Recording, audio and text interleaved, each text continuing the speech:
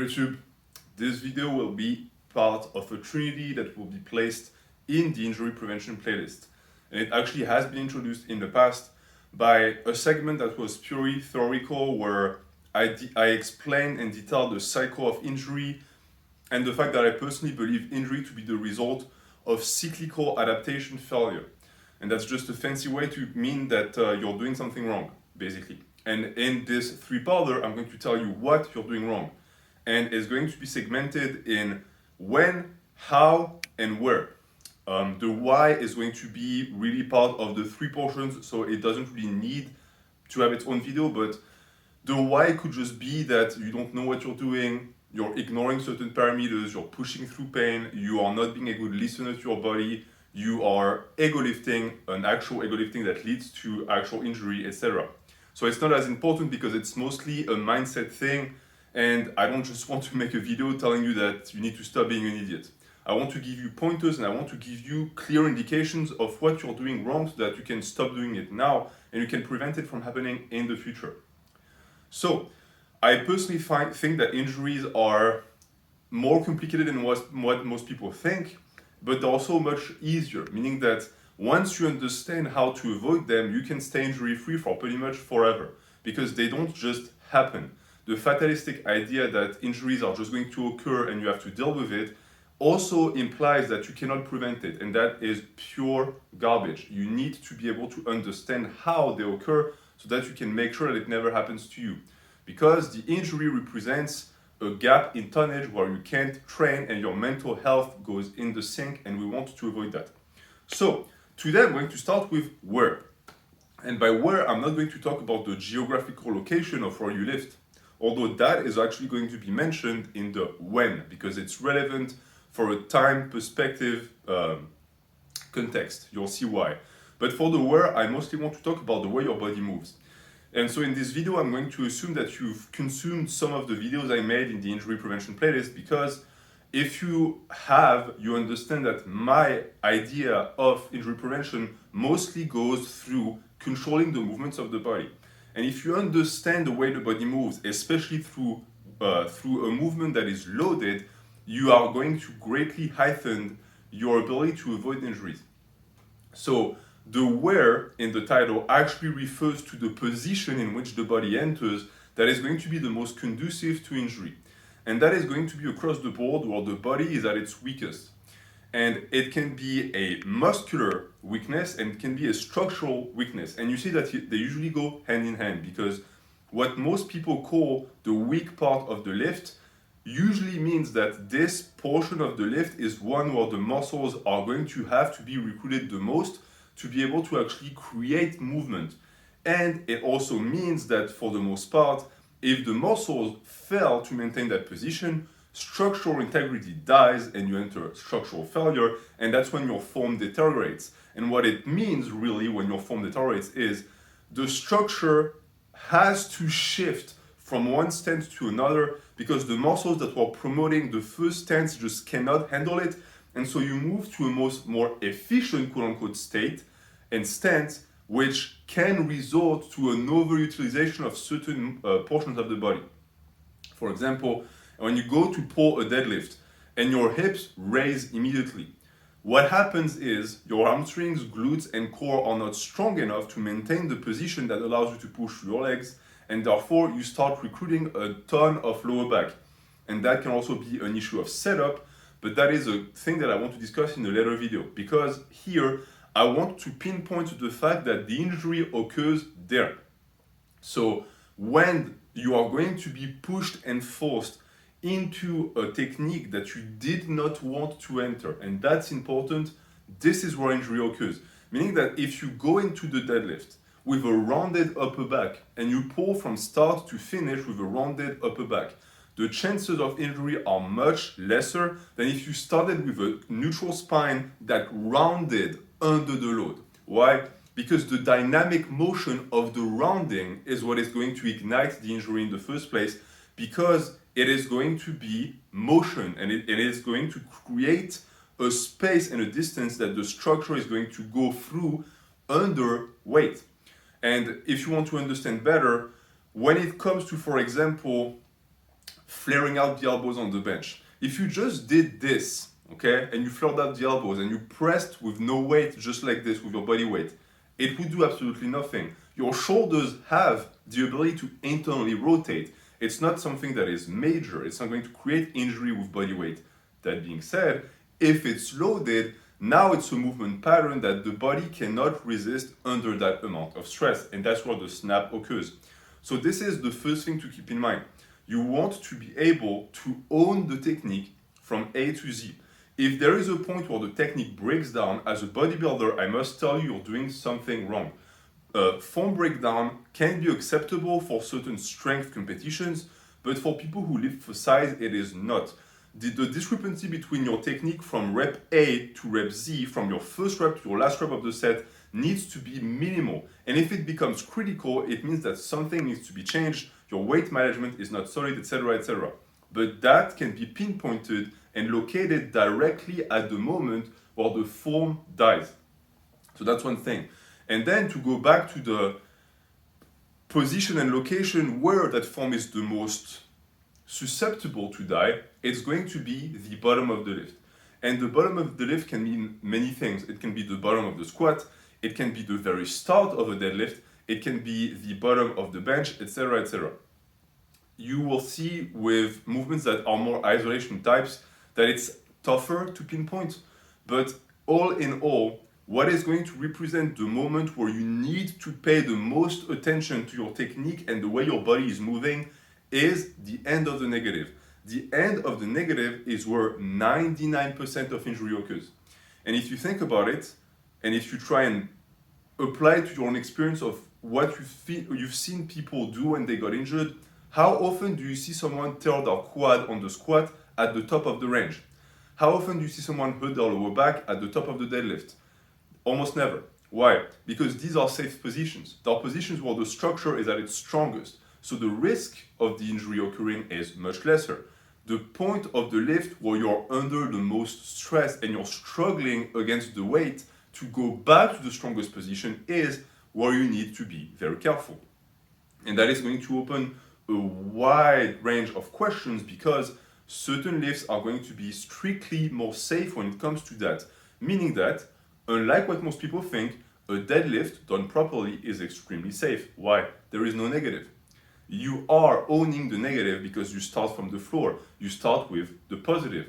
And therefore, you have a much greater ability to control your technique and see the form breakdown coming when you start the pull. People who immediately round over and still pull are idiots. And they fall into the fourth category of why.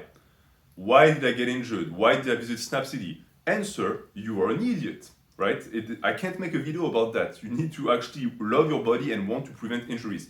So these people don't count. This is the reason why I say that someone who's smart will start pulling on the deadlift, feel that they're not able to recruit the muscles that they want because the structure is rounding over and they'll give. And when you give, guess what? The injury doesn't occur. Now, how do you give on a lift that has a negative portion that opens the motion? You can't. Or if you can, you're going to have to let the bar catch, the spoiler arms catch the bar, etc. But most people are not going to have the foresight for that. Why? Because lifts that start with the negative are going to be much more skewed towards making you perform the lift to its fullest. And the reason why is you're opening the lift with your strongest set.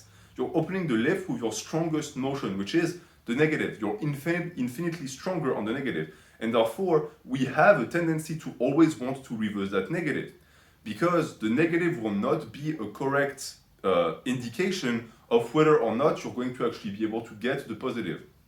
And you will find that across the board, that can be true or not true. For me, if I can get the negative on the squat, I'm getting the positive. But for the most part, most people, and I say most people, everyone can get a negative, and not everyone can get the positive, meaning that you are potentially able to go down on the negative with a weight that you could never touch on the positive because you're just stronger.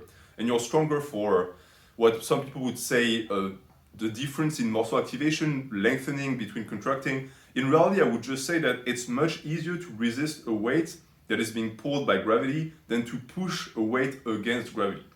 But to go back to that portion that I want you to focus on when it comes to the where of Snap City, this portion where you reverse the negative into the positive is where things go wrong most of the time.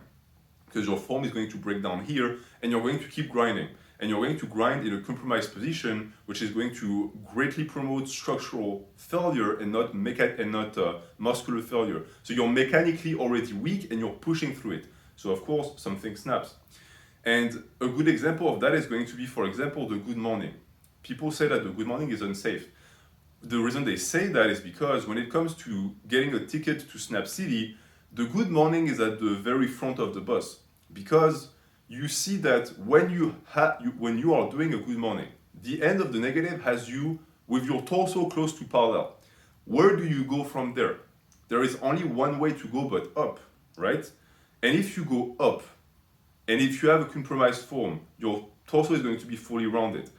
So that's already something that would create injury. But what if you fail? What if you fail that positive? Now, you did a negative that tired you, you did a positive that you couldn't complete, and you can only go down. Because what are you going to do? Jump with the bar to re-rack it? No, you're going down.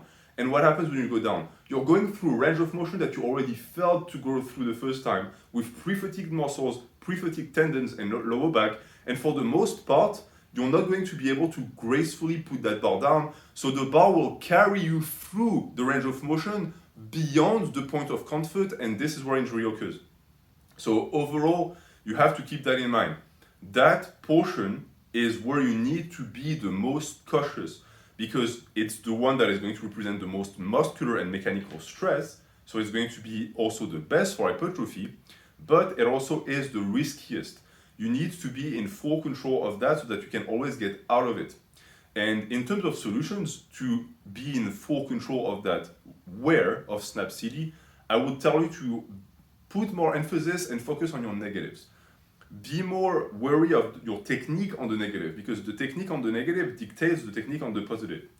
Be a little bit slower if you have to. Don't dive bomb, don't go too fast because understand also that the negative, when you perform it, is a portion of the lift that is going to ultimately result in as many, if sometimes people will say more, hypertrophic gains than the positive for reasons that I will explain in the hypertrophy series. So that is your strike zone. This is also an injury prevention tool because a negative that is controlled results in a positive that is controlled.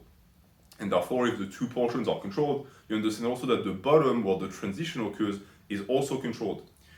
And I would also advise you to pay attention to the lifts that I mentioned that are going to be skewed towards high risk within that certain location because there are certain lifts that are going to be less safe.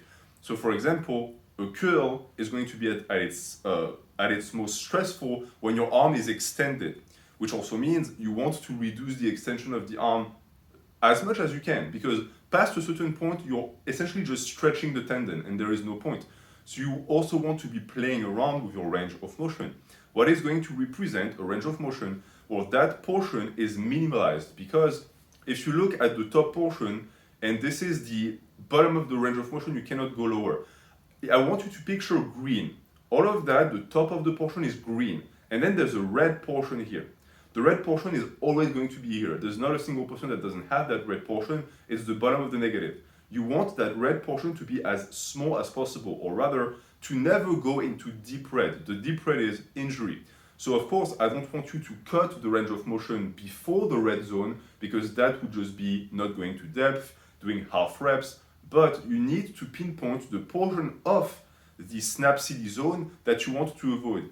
And for some people, that will be where your butt starts to go underneath your body and underneath your hips in the squat, which is the butt wing, which a lot of people say is not dangerous. It promotes lumbar spine rounding, thoracic spine rounding. So yes, it is more dangerous. So try to avoid it as much as you can. Same for the bench.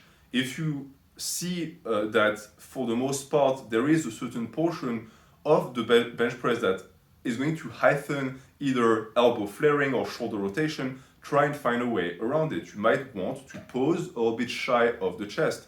Yes, you're sacrificing a portion of the range of motion, but what do you want? Healthy shoulders or that little inch that doesn't really represent much in terms of hypertrophy? If you're a bodybuilder, it really does not matter. Same for the deadlift. If you can't pick up from the floor, do sumo, try block pulls. All of these are valid options. And what they all do is they take that portion and they elevate it. So now that red thing that was really prevalent in your range of motion now only represents a tiny portion. And that's what we want. We want to minimize injury risk. It is always better to lift with the practices that I just told you to implement, lift a little bit less weight, potentially cut shy the range of motion, but being able to do it frequently for years and years. On the other hand, doing things properly for range of motion to depth, but getting injured every 3 or 4 months is not conducive to hypertrophy for bodybuilders. So I really want you to take that to heart. This was the first of the trinity of those videos. The next one is going to be either when or how, which when is going to mostly talk about the parameters that you failed to take into account, and how I'm mostly going to dive into the reason why tendons and muscles snap in the first place. Thank you for watching. Have a good day.